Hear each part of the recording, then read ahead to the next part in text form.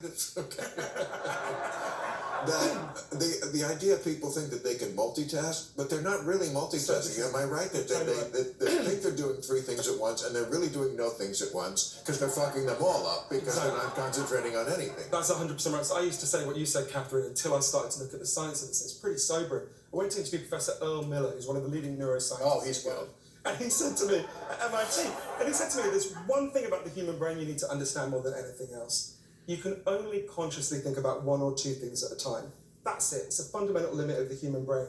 But what's happened, the average American teenager now believes they can follow 6 or 7 things at the same time. So what happens is when scientists get them into labs and they get them to think they're doing more than one thing at a time, what you discover is they're juggling. And that comes with a really big cost. It's called the switch cost effect. When you try and do more than one thing at a time, it turns out even the people who believe they're good at it, you do all the things you're trying to do much less competently.